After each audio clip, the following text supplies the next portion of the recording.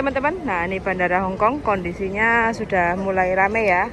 Dan selamat menyaksikan video saya penjelasan tentang apakah ada seorang calo di Bandara Hongkong. Terima kasih dan selamat menonton. Udah Bu. Aksen ya, ini segini ya. Terus sabarnya, terus kalau diinjak ini kan otomatis kan ini kan jadinya. Ya. Nah, ini jadinya kan montang-manting kan? Oh ya. Kan kamu ngobrol sama saya kan nggak Nggak kerasa. Nggak kerasa. Tapi ada temennya yang nginjek ini. Iya. Jadinya Nah, beban. sekarang aku ngomong sama kamu gini. Terus ada teman yang nginjek terus ini diinukan. Ini aslinya kan cuma segini. Ya. Nah, Hasilnya cuma 6 lah. ya, terus kalau diinjak ini kan otomatis kan tambah banyak. Naik. Ya. Itu harus diperhatikan mbak-mbak semuanya. Ini yang saya minta. Ini diperhatikan teman-teman. Harus diminta. Kalau Nah, kamu ini diajak posisi. ngobrol di waktu ini timbang, itu harus perhatikan ini. Kaki ini mbak-mbak ini nimbangkan bantunya gimana gitu. Nah, terus nanti kalau sudah ini dilepas, kamu kan bingung, ini nggak usah lah. Nanti otomatis dia itu mulai ngomong, Mbak, ini kamu keberatan gini. Aku yang bantu di counter, aku apal sama. Biasanya begitu. Saya hafal orang counternya. Lah, itu kejadiannya di sini. Lah di counter itu curinya begini. Oh. Ini. Dek. Terus yang satunya tinggalnya di sini. Terus sama tangannya itu biasanya begini. Nah, ini ditaruh ini. Ini ada barang. Ini bisa nyuri. Kalau kilonan ini ibarat ini ya. Ibarat ini ada alatnya. Dia bilang kalau ini nanti timbangan itu 35 kilo, di sini jadi 15 kilo.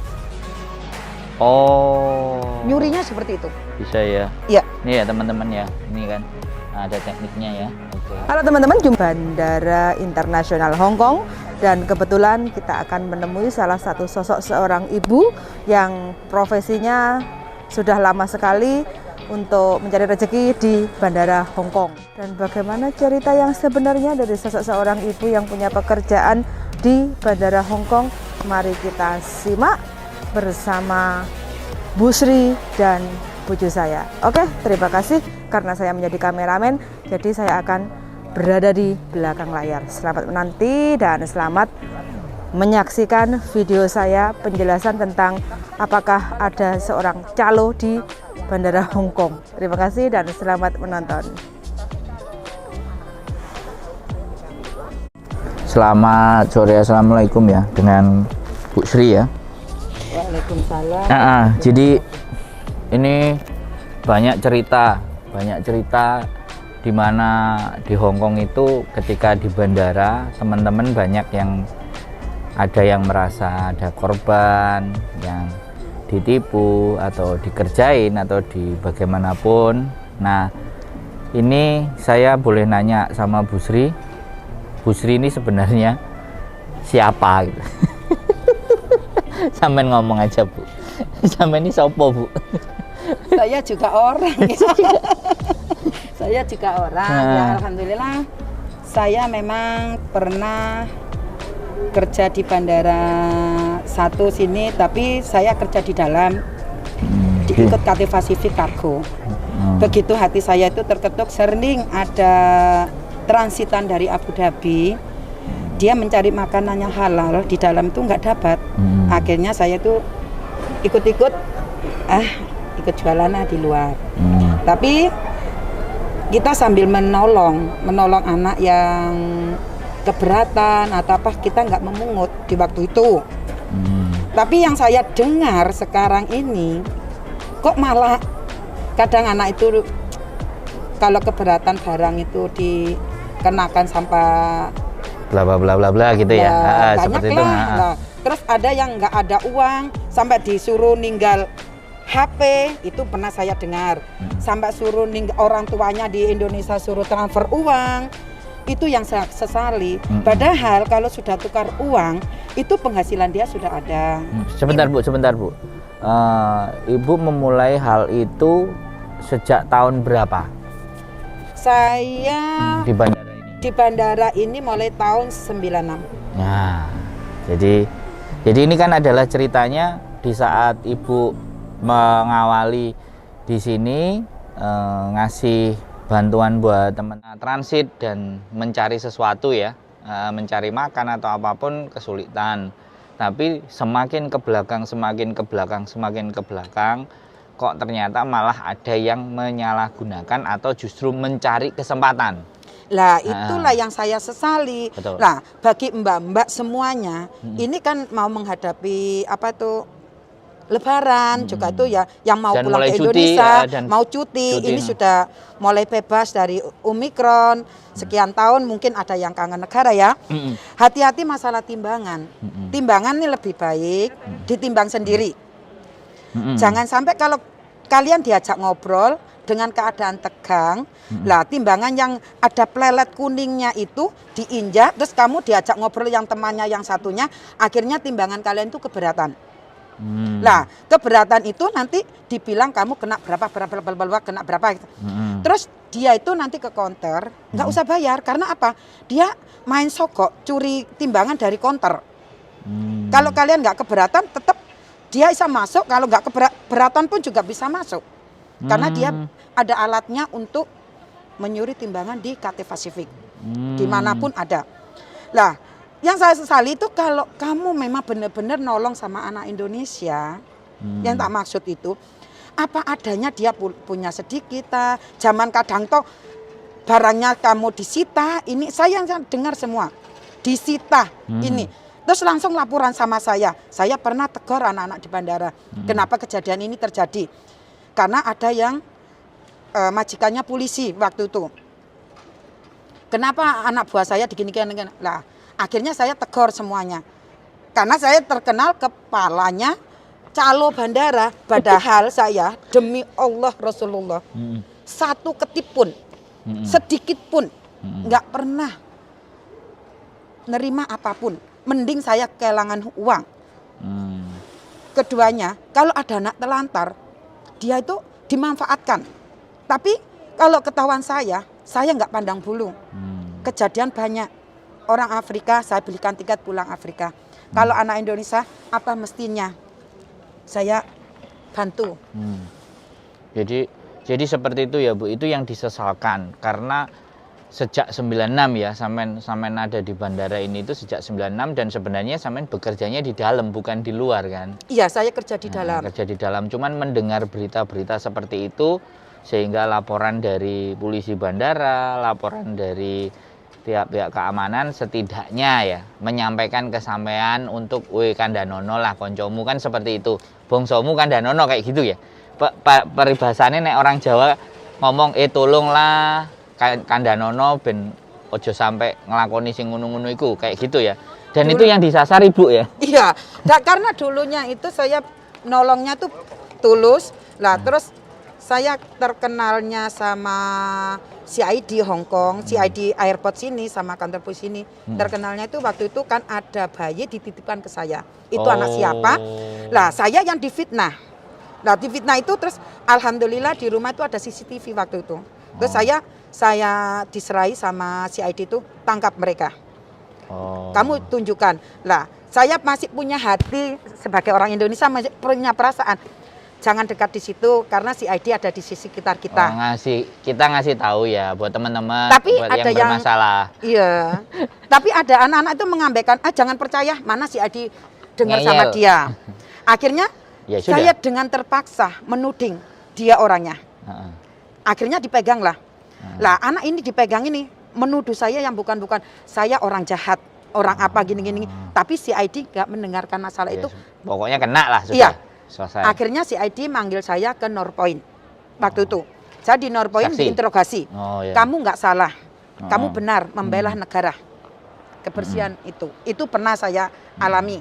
Itu tahun berapa ya, sekitar lupa saya tahunnya itu. Iya, tapi itu yang menjadikan Ibu ngerasa dekat ya, sehingga mereka ketika ada keluhan, ada ibaratnya sesuatu yang dilaporin. Bilangnya sampean dulu untuk ngasih tahu, tolong dong. Iya. Nah, kayak gitu ya. Nah, jadi Bu Sri ini adalah orang yang notabene-nya sudah lama di bandara dan ada beberapa hubungan dengan di bagian keamanan atau apapun ya, dan menghimbau ke teman-teman untuk lebih hati-hati dan waspada. jangan sampai ya kan. Kalau mungkin ada suatu persoalan nanti di bandara, boleh ya kita share nomornya, boleh ya, bisa Silakan. dihubungi ya. Silakan. Jadi Karena apa sih yang saya sesali itu saya tuh terkenalnya itu katanya kepala mafia bandara. Saya sedangkan lebih baik saya nggak punya nama daripada itu. Tapi harus disangkut-sangkut pautin disangkut gitu. pan itu. Padahal saya sampai itu ya orang anak-anak bandara mungkin ada CCTV itu bisa dibuka di bandara ini dulu tahun berapa.